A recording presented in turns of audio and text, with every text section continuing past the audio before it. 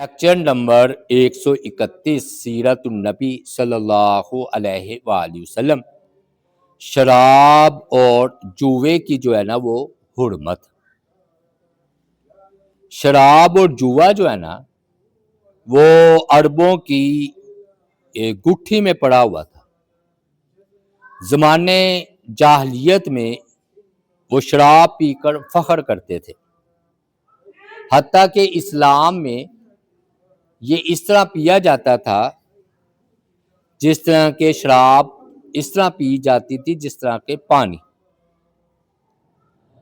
اور اس کا یہ فائدہ یہ بیان کرتے تھے کیونکہ یہ قبائلی دور تھا، اور قبائلی دور میں جنگیں زیادہ ہوتی تھی، تو شراب پی کر وہ پھر جنگ کرتے تھے اور اپنی جو ہے نا بہادری کا اظہار کیا کرتے تھے۔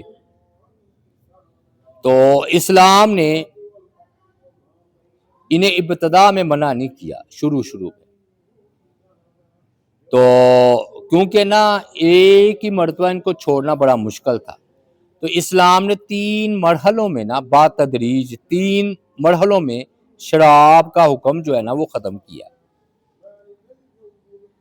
اور اس کی جو ہے نا حرمت کا قطعی حکم، یقینی حکم غزوہ بنو نذیر جو کہ ہم نے پیچھے بیان کیا ہے، ان کے محاصرے کے درمیان 4 ہجری 625 عیسوی، اب 2025 ہے نا، تو 625 عیسوی میں جو ہے یہ ہوا اس کی شراب کی حرمت اور جوے کی، اور جوا بھی کھیلتے تھے اور اس پر وہ بڑا فخر محسوس کرتے تھے، کیونکہ میسرہ کا مطلب ہے جو مال آسانی کے ساتھ ہاتھ آ جائے۔ تو ہوا یہ کہ وہ جو جوئے سے مال حاصل ہوتا تھا نا وہ بیواؤں کی، یتیموں کی، مسکینوں کی خدمت کر دیا کرتے تھے، کہتے دیکھو نا ہم اپنے استعمال میں تو نہیں لا رہے، لیکن اس سے جو بیوہ ہے، یتیم ہے، مسکین، ان کے گھر چلتے ہیں، یہ ان کا نظریہ تھا۔ لیکن اسلام نے اس بات کو تسلیم نہیں کیا، اور اسلام نے کہا کہ اس کا اگر نفع ہے نا تو اس کے نفع سے اس کا نقصان یا گناہ جو ہے وہ بڑا ہے۔ بات آگے نا، اس کا نقصان جو ہے وہ بڑا ہے۔ تو پہلے اللہ تعالیٰ نے صرف یہی کہا کہ اس کا حقیر سا نفع ہے اور نقصان جو ہے بہت زیادہ ہے۔ تو پہلے جو اللہ تعالیٰ نے شراب اور جوے کا حکم نازل کیا وہ جو ہے نا سورہ البقرہ میں، کہ اے نبی آپ سے شراب اور جوے کے بارے میں سوال کرتے ہیں کہ یہ حلال ہے یا حرام، کہہ دیجئے ان دونوں میں بڑا گناہ ہے، اسم کبیر۔ اب ادھر سوال اٹھاتے ہیں علمی طور پر، وہ سوال یہ ہے کہ حرام تو ہوا نہیں تھا، تو اللہ نے کہا یہ بہت بڑا گناہ ہے، تو بعد میں حرام ہوا نا، تو کہا یہ بہت بڑا گناہ ہے، اور آگے فرمایا کہ وَإِسْمُهُمَا أَكْبَرُ مِن نَفْعِهِمَا، کہ ان دونوں کا گناہ بڑا ہے ان کے نفع سے۔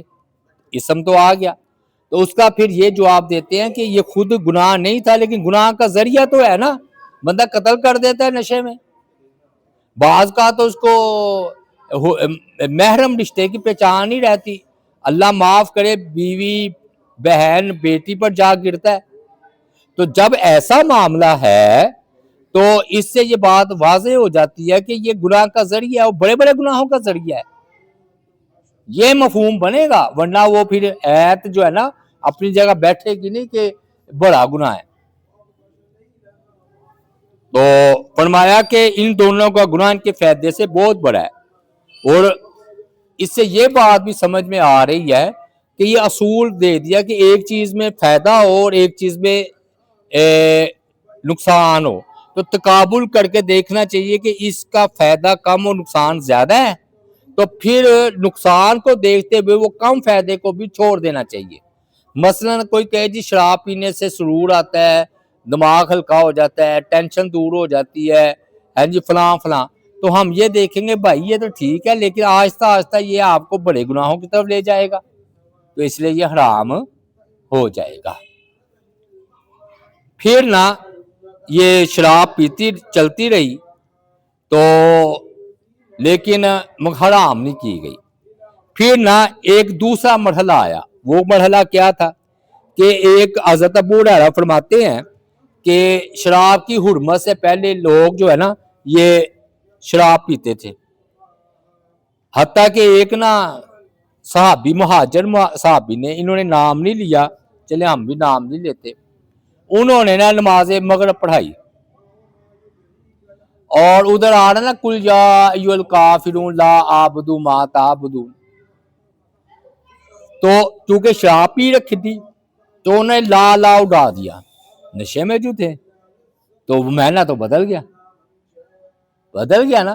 تو اللہ تعالیٰ نے پھر یہ حکم دوسرا نازل فرمایا کہ یا ایھا الذین آمنوا لا تقربوا الصلاۃ، کہ اے ایمان والو نماز کے قریب نہ جاؤ، وانتم سکارا، جبکہ تم نشے کی حالت میں ہو، حتی تعلموا ما تقولون، یہاں تک کہ تم جان لو جو تم کہہ رہے ہو۔ تو پھر اب صحابہ کرام نے نا یہ کیا کہ فجر کے بعد پی لیتے یا عشاء کے بعد، چلو لمبا ٹائم ہوتا تھا تو صبح تک نشہ اتر گیا ہوتا تھا، تو نماز کے ٹائم پابندی لگ گئی کہ نماز کے درمیان میں آپ نے یہ شراب جو ہے نا یہ نہیں پی۔ پھر تیسرا حکم آیا اللہ تعالیٰ کا، فرمایا کہ یا ایھا الذین آمنوا انما الخمر والمیسر والانصاب والازلام رجس من عمل الشیطان فاجتنبوہ لعلکم تفلحون، اے ایمان والو بے شک شراب اور جوا اور بت یہ سب ناپاک کام اعمال شیطان سے ہیں، تو ان سے بچتے رہو تاکہ تم نجات پاؤ۔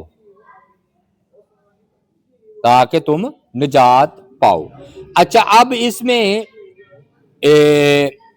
آیت ہے جی 90، اب اس میں اللہ تعالیٰ نے کیسے منع کیا؟ ایک یہ کہا کہ یہ بت اور پان سے، یعنی کہ بتوں کے ساتھ اس کو ملایا ہے جوے اور شراب کو، یعنی کہ جس طرح شرک برا ہے اس طرح یہ جوا اور شراب بری ہے۔ اور پھر یہ کہا کہ رجسن ناپاک ہے، دو باتیں ہو گئی۔ تیسرا فرمایا من عمل شیطان، یہ شیطان کے کاموں میں سے ہے۔ پھر فرمایا فجتنبوہ، تو اس سے تم بچو۔ چوتھی پانچویں بات ہو گئی۔ پھر فرمایا لعلکم تفلحون، تاکہ تم جنت پاؤ، کامیاب ہو جاؤ۔ تو یہ جب یہ واضح آیات تھی تو پھر ہوا یہ کہ کہتے ہیں کہ جب مدینہ کے بازار میں یہ منادی کی گئی تو کچھ صحابہ کرام جو ہے نا شراب پی رہے تھے، حتیٰ کہ کچی کچی کھجوروں کی ملی جلی شراب کی وجہ سے ان کے سر جھومنے لگے تھے۔ تو انہوں نے ایک آواز سنی، ایک شخص جو ہے نا وہ اعلان کر رہا تھا خبردار شراب حرام قرار دے دی گئی ہے۔ تو پھر اس محفل میں کسی کے اندر آنے یا باہر جانے سے پہلے اس نے شراب گرا دی، مٹکے توڑ دیے، بعض نے پھر وضو کیا اور غسل کیا، اور سلیم سے لے کر ہم نے خوشبو بھی استعمال کی۔ تو کہتے ہیں ہم جب سلیم کے گھر میں شراب پی رہے تھے نا صحابہ، تو جب ہم گھر سے باہر نکلے تو شراب مدینے کی گلیوں میں بہہ رہی تھی، اس طرح لوگوں نے عمل کیا، یعنی کہ جس طرح کیچڑ نہیں ہو جاتا پانی، اس طرح۔ پھر ہم سب مسجد میں چلے گئے تو وہاں ہم نے دیکھا کہ رسول اللہ صلی اللہ علیہ وآلہ وسلم یہ آیات تلاوت فرما رہے تھے کہ اے ایمان والو بے شک شراب اور جوا اور بت اور پانسے یہ سب ناپاک کام اعمال شیطان سے ہیں، لہٰذا ان سے بچتے رہو تاکہ تم نجات جو ہے وہ پاؤ۔ شیطان تو یہ چاہتا ہے کہ شراب اور جوئے کے سبب تمہارے درمیان دشمنی اور رنجش دلوائے اور تمہیں اللہ کی یاد سے اور نماز سے روک دے، پھر تم ان شیطانی کاموں سے باز آؤ گے؟ یعنی کہ باز آ جاؤ گے۔ تو کہتے ہیں حضرت عمر نے سن کر کہا اللہ کے رسول ہم باز آئے۔ اچھا یہ یاد رکھیے کہ بعض صحابہ پہلے بھی شراب نہیں پیتے تھے، اس کا یہ مطلب نہیں کہ سب پیتے تھے، جن کی فطرت نیک تھی نا، ابو بکر ہوئے، حضرت عثمان غنی ہوئے، اسی طرح نا کئی صحابہ نے حرمت سے پہلے ہی شراب کو چھوڑ رکھا تھا۔ ان کی عقل نے یہ فیصلہ کیا تھا کہ جس کا بندے کو پتہ ہی نہ چلے کہ ماں بہن کیا ہے اور بندہ اپنا ہوش کھو بیٹھے تو وہ حرام ہی ہونی چاہیے، تو انہوں نے چھوڑ رکھے تھے۔ ایک مرتبہ یہ نشئی ہے یہ سڑکوں پر پڑے ہوتے، اللہ معاف کرے کتنا برا حال ہوتا ہے، دیکھ رہے ہوتے ہیں نا، اور دینے انہیں کوئی پتہ نہیں ہوتا ہے کہ ارد گرد کیا ہو رہا ہے، اللہ معاف کرے، اور کتنے کتنے نہائے دن ہو جاتے ہیں ان کو۔ ایک مرتبہ ایک بندہ نا وہ شرابی تھا، وہ شراب پی رہا تھا، شراب پیتے پیتے اس کا منہ کھلا تھا، تو ایک کتا آیا تو اس نے نا ان کے منہ میں پیشاب کر دیا، تو وہ نشے کی حالت میں ایسے ایسے پھیرنے لگ گیا، کہتا ہے اللہ کی رحمت ہو رہی ہے، بارش جو وہ نشے میں تھا نا اس کو نہیں پتا کہ بارش ہو رہی ہے، کتا پیشاب کر رہا ہے، کہتا ہے نہیں آنکھیں بند کیے کہہ رہا ہے ماشاءاللہ اللہ کی رحمت ہو رہی، اور کتا اس کے منہ میں پیشاب کر رہا ہے، لگائے اندازہ، اللہ معاف کرے، اس سے بچنا چاہیے، یعنی کہ قریب ہی نہیں جانا چاہیے۔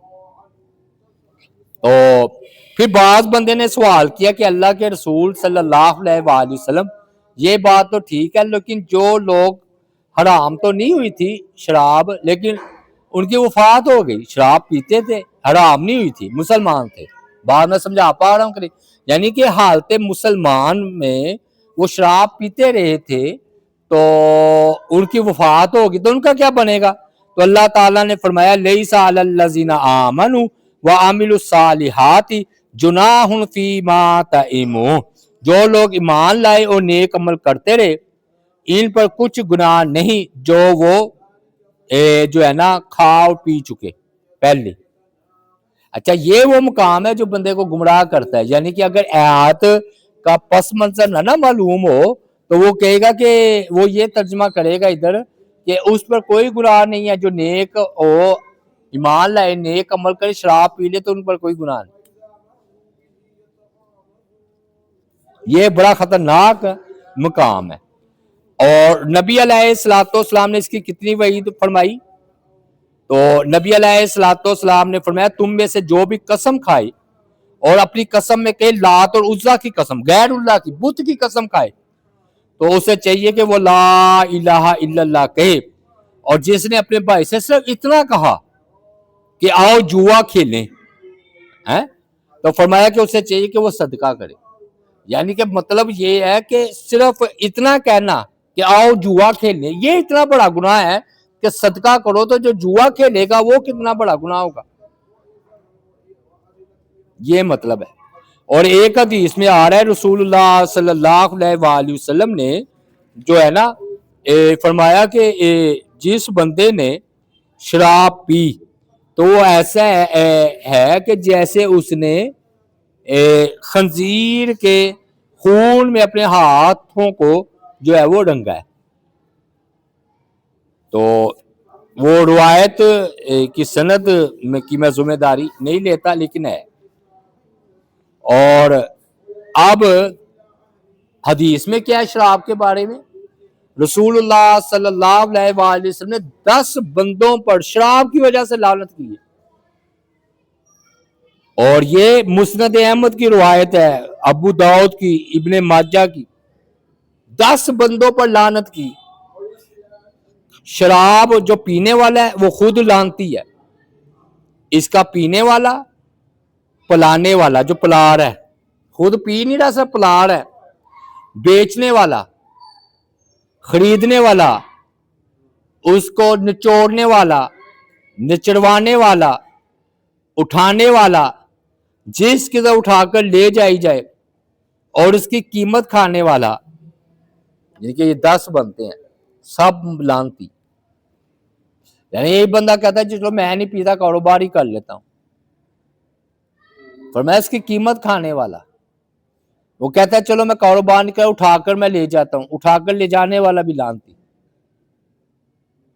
इतनी वहीद है। एक कहता है चलो मैं इनको निचोड़ कर शराब दे देता हूं, खुद नहीं पीता, वो भी लानती। यानी कि इतनी लानतें जो हैं वो इकट्ठी हो गई हैं उस पर। समझ आ गई ना। और अब हर नशा आवर चीज हराम है। यानी कि असूल ये होगा कि बाद लोग कहेंगे वो शराब हराम है। शराब की इल्लत क्या है? नशा। तो शराब हराम है तो उसकी जो इल्लत है वो भी हराम होगी। रसूलुल्लाह सल्लल्लाहु अलैहि वसल्लम ने फरमाया हर नशा आवर चीज शराब है और हर नशा आवर चीज हराम है। अब ये जो जदीद शक्लें हैं वो देखा ये जाएगा कि ये नशा ला रही है तो वो हराम हो जाएगी। मसलन कोई कहेगा जी चरस, अब ये चरस के अल्फाज नबी अलैहिस्सलाम से तो नहीं दिखाए जा सकते, नहीं ना दिखलाए जा सकते, तो ये हराम हो जाए चरस भी। और कोई भी ऐसी चीज जो कि नशा लाए तो वो हराम होगी, ये देखा जाएगा। दुआ दारू है, दुआ में अगर इस तरह की अकल चली जाएगी कसरत से, वो भी हराम हो जाएगी। और मैं इस हवाले से कह दूं कि हम भी इसमें गिरफ्तार है।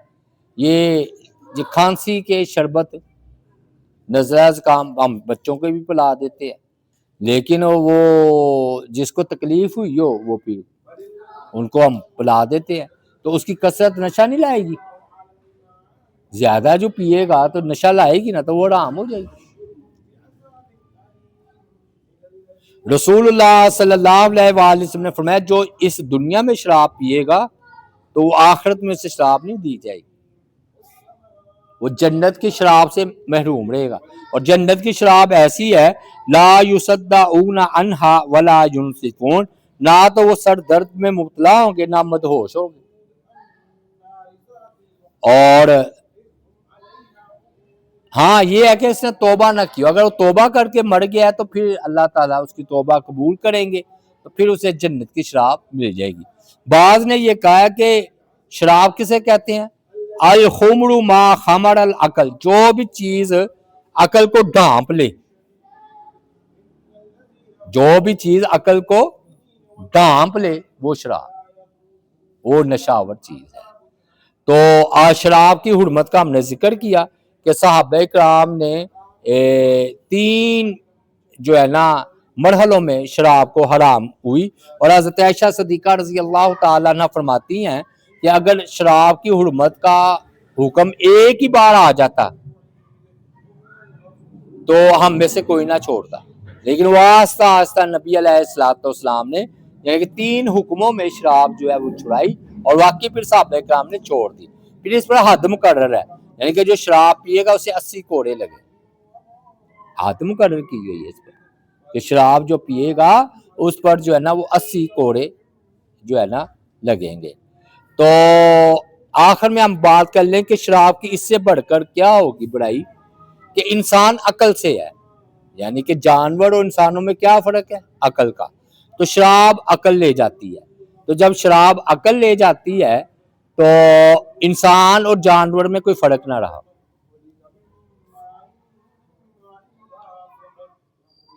समझ आई? यानी कि शराब जो पीता उसमें और जानवर में फर्क क्या है? और एक ने ना मुझे लतीफा सुनाया, मुझे अच्छा लगा। एक ना प्रोफेसर ने कहा एक को कि शराब क्यों पी रहे हो, तुम्हें पता नहीं ये तुम्हारी दुश्मन है? तो कह रहा सर आपने कल ही तो कहा था दुश्मन से भी मोहब्बत करो, तो मैं अपने दुश्मन से भी मोहब्बत कर रहा हूँ। ये मैं अपने बतौले लुत्फ ऐसे ही लतीफा बनाया है। तो वो कह रहा आपने तो कहा दुश्मन से भी मोहब्बत करो, तो शराब हमारी दुश्मन है तो मैं इससे जो है ना वो अपना मोहब्बत और प्यार कर रहा हूँ। लगाए अंदाजा आप। وہ میں نے بطور یہ لطیف انداز میں آپ کو بات بتائی ہے. چلے آج کا جو ہمارا موضوع تھا کہ شراب کی حرمت یہ 4 ہجری میں نازل ہوئی. اللہ تعالیٰ سے دعا ہے اللہ تعالیٰ عمل کی جو ہے وہ توفیق عطا فرمائے. وما علینا الا البلاغ المبین.